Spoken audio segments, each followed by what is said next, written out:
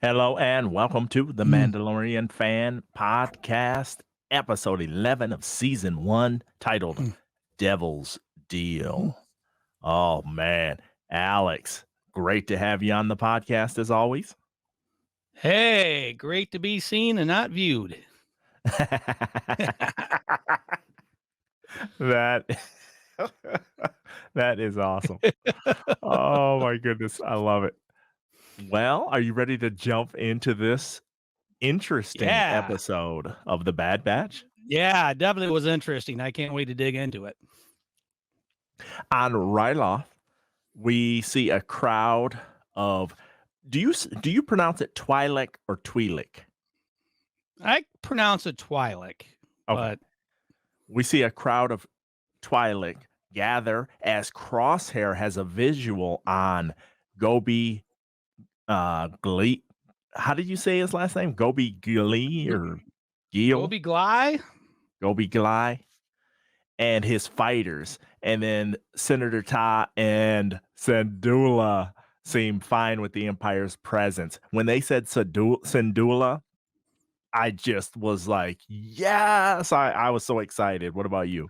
So I think a lot of us fanboys and fangirls out there had goosebumps because we knew that, where there's one Sandula, should be a offspring be showing up here pretty quickly. And, we weren't disappointed. Not at all. General Cham seems uneasy, though, about the whole situation. And then the crowd wants to hear from the general when the senator was talking. They were kind of like, no, nope, nope. And then the general comes up there and he really lays down a nice speech. And Gobi and his fighters, they walk away because, they're not in on this whole ruse of security and safety. So Right, we right. and then we get Um, that Hera mention right then. So I was like, yeah, "Oh, yes." yeah. Yeah, so then we have goosebumps. Let's back up really quickly. So Gobi, Go, Gobi Glee. I think it's Gly.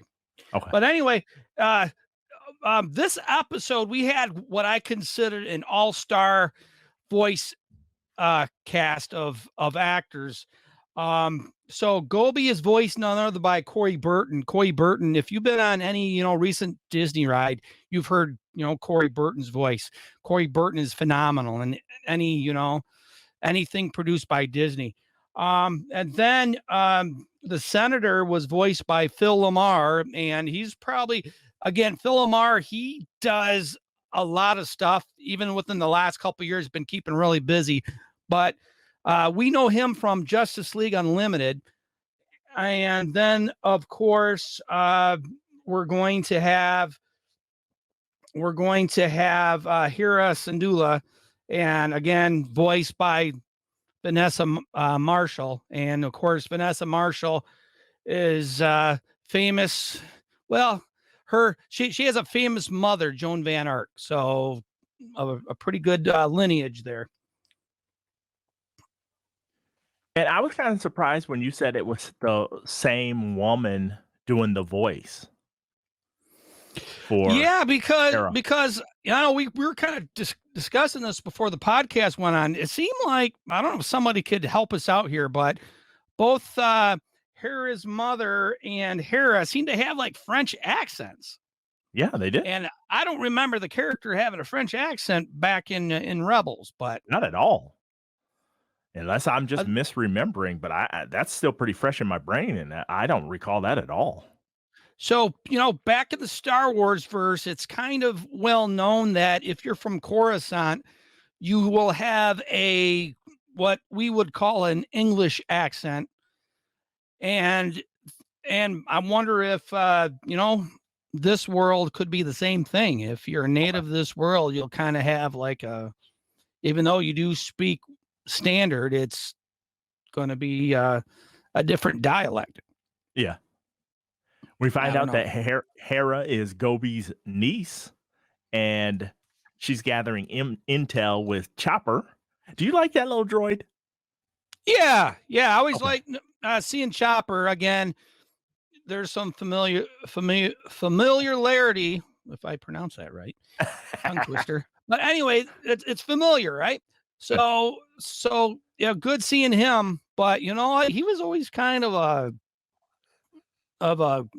troublemaker, kind of very varies in the same sense as R2 Yes. later on. So I'm so that's glad you said that because that's the vibe I always have gotten from him is he is that same kind of it doesn't make sense to say smart mouth because he doesn't talk, but right. the way they interact with people and stuff, you just get the sense that they'd be a lot of fun or Definitely has it's his own little personality. yes, most certainly. Almost like a cat or something. Yeah.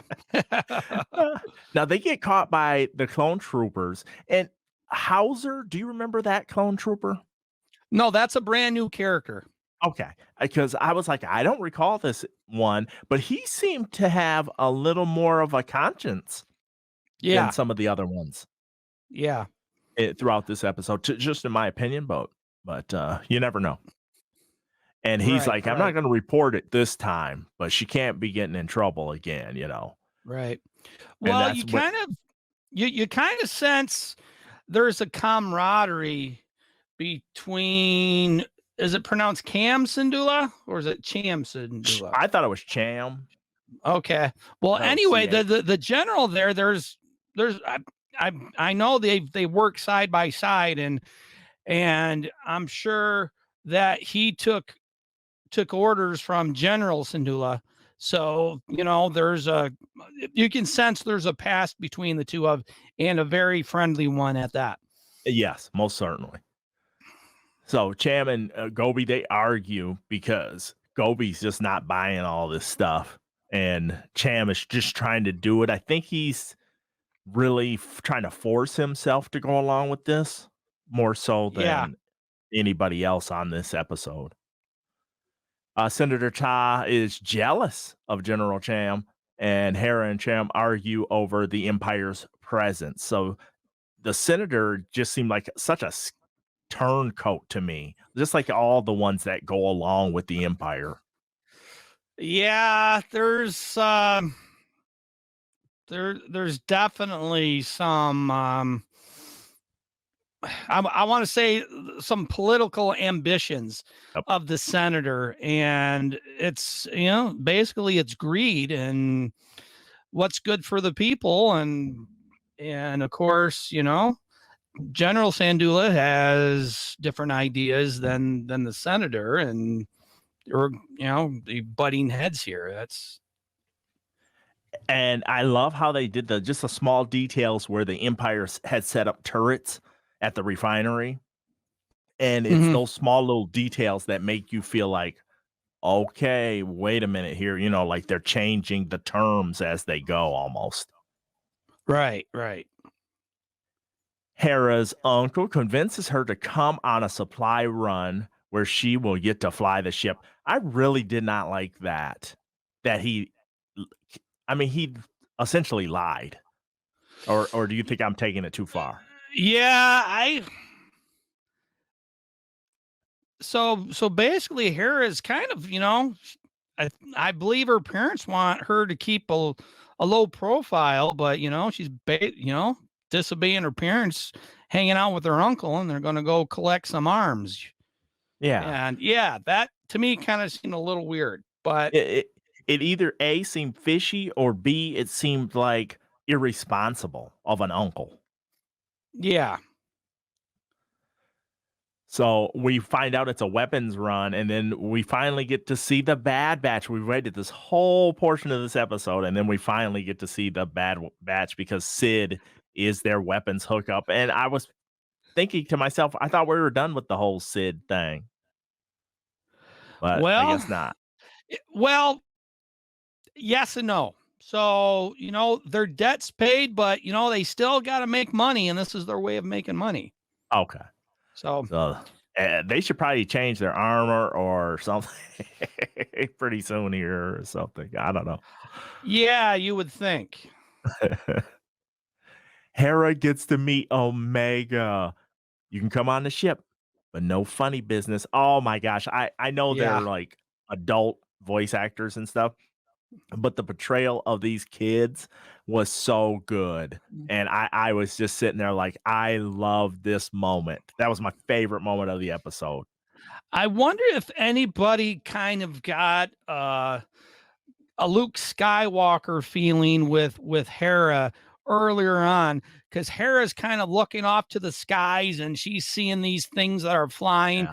Kind of, it reminded me of Luke when he would always, look off into the horizon, look up to the sky, and kind of, Oh, I want to get out of this planet, and that's kind of what Hera is like. The same way, I just want to get off this planet, and yes. I so love their interaction together because Hera's kind of jealous of Omega's life.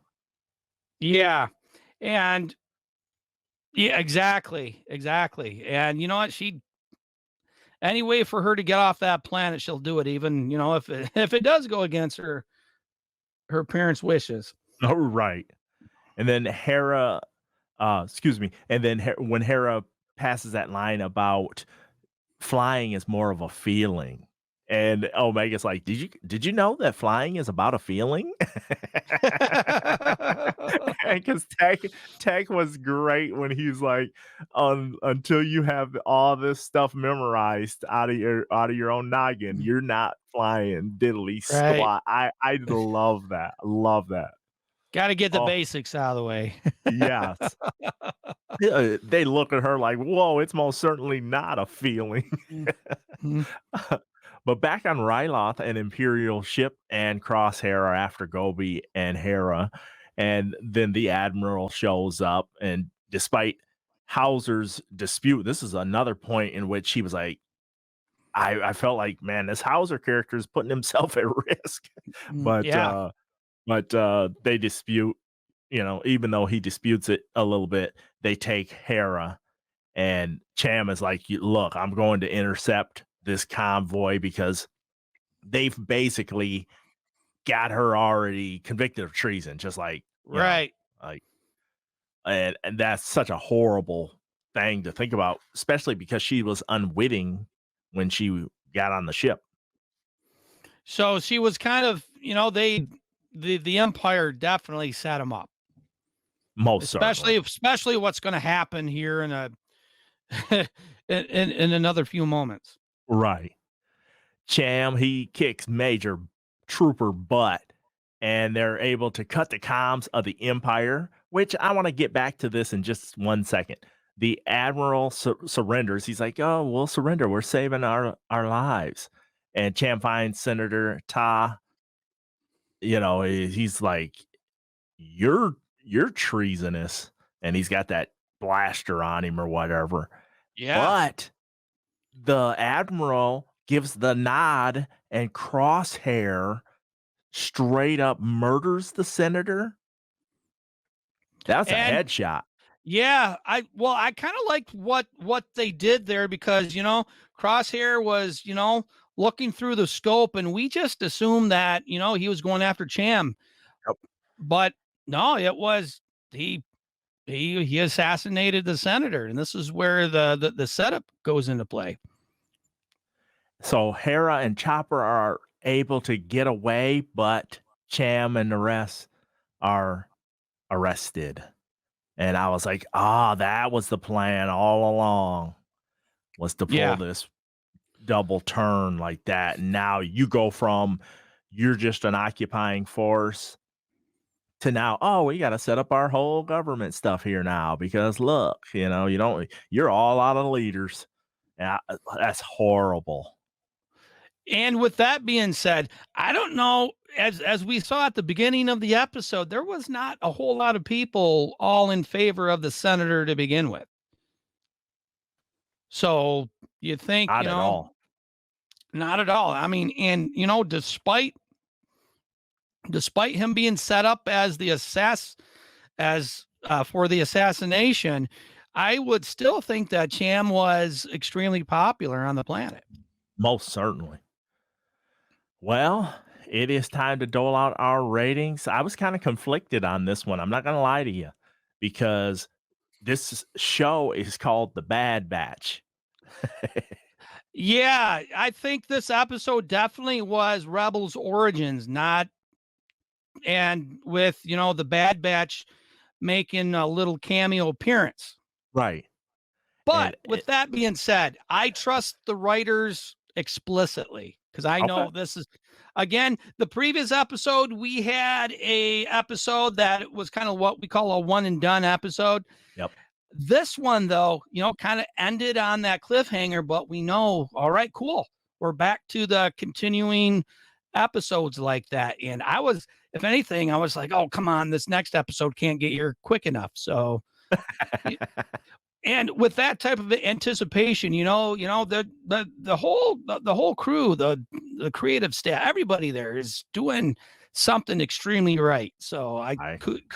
kudos to them. But I'm interrupting your time, so go ahead. Oh no, you're fine. You're fine. I was really conflicted on this episode because I love seeing Hera as a little child. Hmm. I love seeing that whole setup ordeal and such. It lays the foundation from what we heard in Rebels and such. And man, but on the same, by the same token, I'm like, this show's supposed to be the Bad Batch. And does this propel their story ahead? So, Okay. I'm gonna say I'll give it an 8, but Okay. Proficient. it's only because it just didn't feel like we got grounded in our own group enough for me. Okay. Okay. And you Where know do you what? land? That's okay. So uh after the episode, I was thinking, okay, how do I rate this? And I was like you at first. I was like, you know what? This was more again about Rebels origins than it was the Bad Batch. However, um, the writing staff has not steered us wrong whatsoever. And I know, the next episode, Bad Batch is going to be playing a larger role in this. And, for those of you that are huge fans of Rebels, you know something's going to be happening to Hera's mother and probably perhaps her father too. So this is just kind of in fact we'll probably see something happen in the next episode.